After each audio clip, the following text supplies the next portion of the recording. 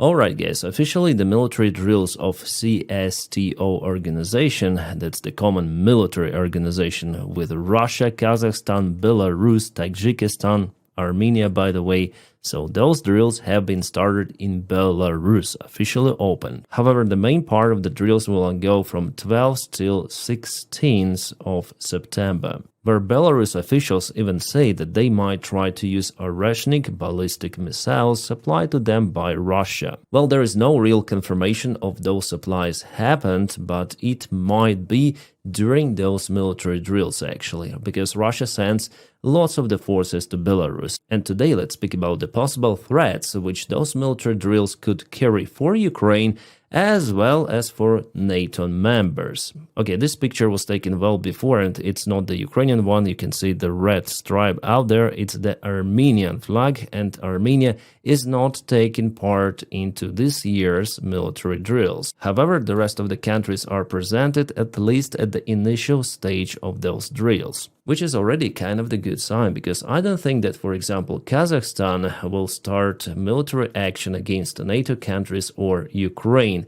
as the part of this military bloc with Russia. No, they'll refuse. However, as it happened in 2022, Russian forces could stay in Belarus territory and expand those military drills for several more weeks. They also might place their extra weapons as an excuse using military drills, Zapad 2025. Even the name Zapad, which means West, is kind of strange for those drills. Well, officially the plan of the training is to fight sabotage groups which are coming from the Western countries or Ukraine. But why should they need thousands of the troops and nuclear weapons in this case? Or at least devices which could carry nuclear warheads, Oreshnik, Iskander missiles, they will be used in those drills. The exact amount of the joint forces of Belarus, Russia plus other countries is yet unknown.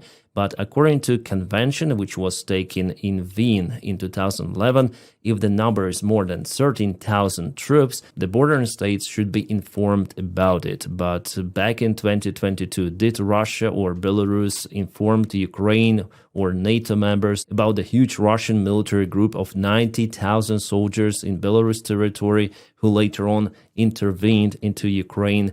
No, absolutely not. And by the way, lots of the local commanders plus Russian soldiers, they really thought that they are still in military drills, that they are going to Ukraine as the part of some sort of the cooperation. And only after shooting started, they understood that, oh, it's the war. 1 month ago, there were numerous reports of the Western intelligence that Russia could potentially deploy up to 100,000 soldiers to those military drills in Belarus, which are ongoing or has been started. But I don't think that this figure is real. Russia bogged down in Ukraine and they really need infantry forces as well as armored vehicles and so on. Yeah, Russian army still has capabilities and kind of the big resources compared to Ukraine or Belarus, for example. But just right now, fighting against NATO countries, I don't think Russia is capable really for that. But knowing Putin's craziness, he might perform any sort of the step, including possible provocations during the military drills. For sure, they will use some of the drones which could accidentally fly to the NATO airspace. NATO in this case might show its weaknesses, not shutting down the drones, or maybe they could launch interceptors, aviation to shut down the drone,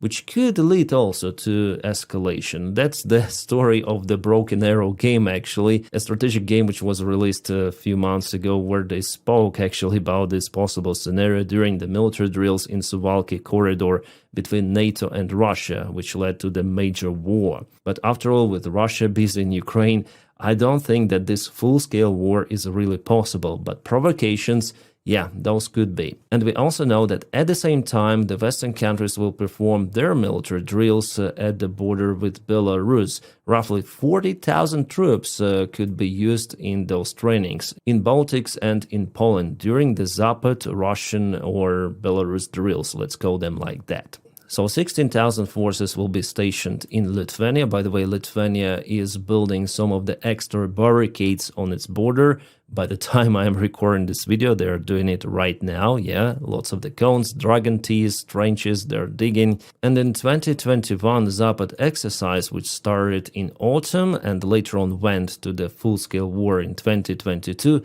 Russia used 200,000 troops as claimed before, and part of those forces were sent to Ukraine. But this year, absolutely, there will be no 200,000 forces deployed, but we should wait what might happen after the military drills are over, and whether Russians could stay on Ukrainian territory with their military infrastructure. Because, for example, after Russia moved their forces from Kiev Oblast, from Chernigiv, they retreated their group from Belarus and sent all of the forces to the eastern and to the southern part of Ukraine. So then the training is over. If we see Russian forces stationary in Belarus, it means that Russia is getting ready for some of the provocation.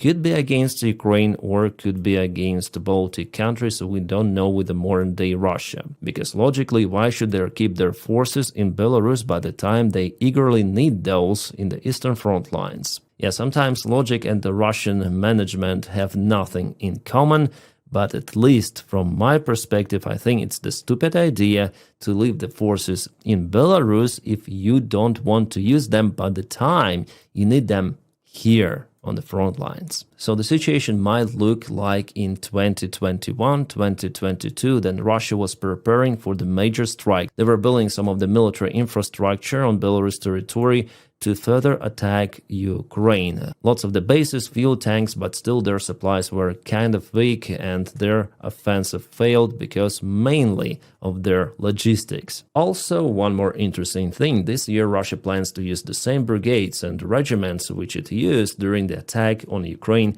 in 2022. For now it looks like copy-paste, but with less forces available for Russia and a little more forces available for Belarus, because Belarus expanded its army from 45,000 to 60 with something thousand. So let's go back to official numbers which Belarus declared for their neighbors. There will be 12,700 soldiers, which is obvious lie.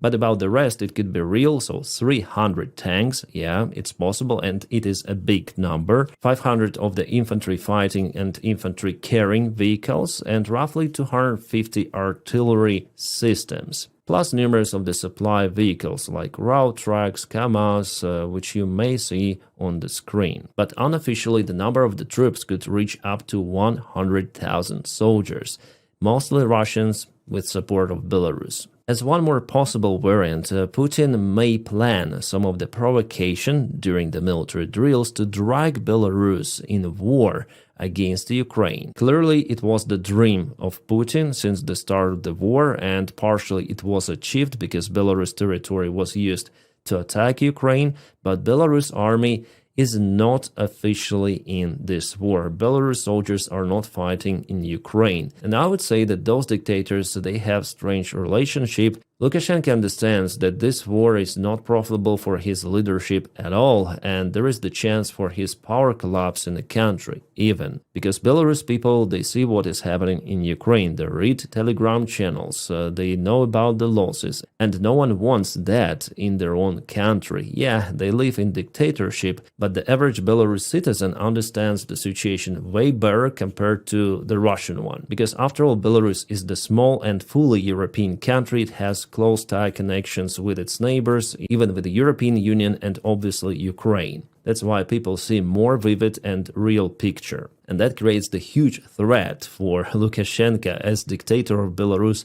if he starts this war. It could be an unpredictable movement for him. That's why he tries to avoid this scenario. What he agreed on with Putin is to deploy nuclear weapons in Belarus. That's why Putin is partially happy. But I'm sure that still scenario of dragging Belarus into the war against Ukraine is on the FSB table in Russia. Mostly Belarus is not that interesting from its military army perspective. I mean, military personnel, they have, as I say to you, 60 with something thousand troops, and they absolutely do not have motivation to fight against Ukraine. They also do not have the proper training and military experience. Yes, the Wagner training camp was there just for the show, nothing more. And that camp lasted for a few months until Prigozhin was caputed by Putin. The Belarus itself is more interesting for Putin from the logistics perspective, supplies, military bases, and potential to produce weapons. And by the way, fuel, because Belarus has some of the refineries which are quite big. For now, partially those refineries are working for Russia, but Putin wants to gain the full control.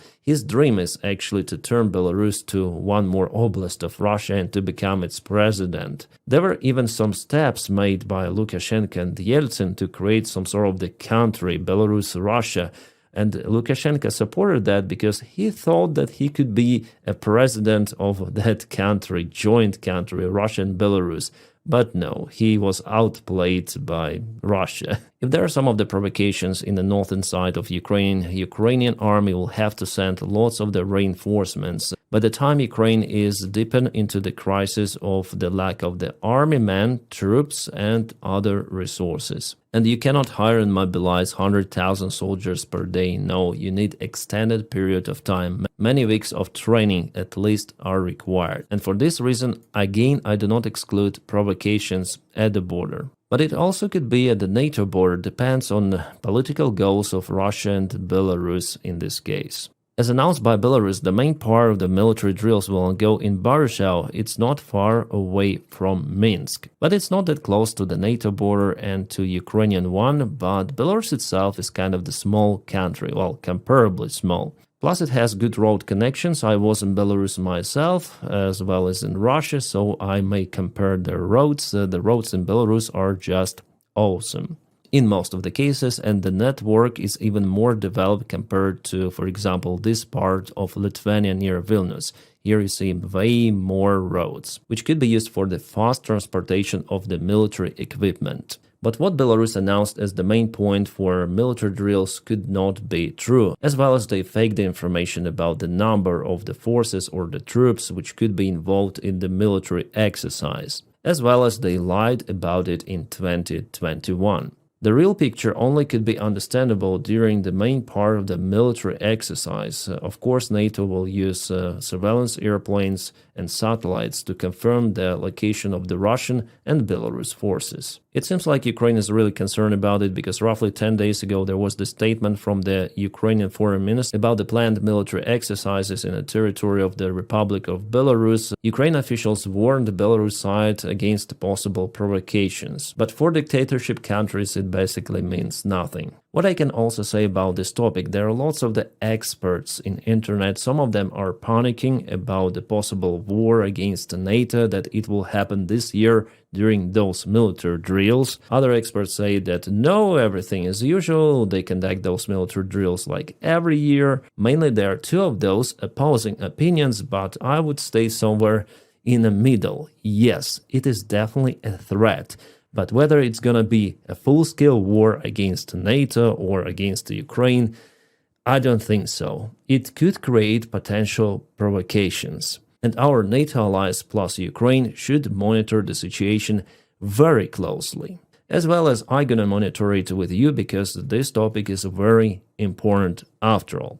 And guys, please check out my channel for the latest videos I filmed, some of the kabooms in Crimea and update from the front lines. In Ukraine, we have, by the way, some of the good news, and there are coming more good news. I'm gonna update you about those tomorrow morning, I hope. And many thanks for my Patreon supporters. My friends, you make this content possible. The link for my Patreon is in the video description just below. My friends, I wish you all a peaceful sky wherever you are, and have a great time.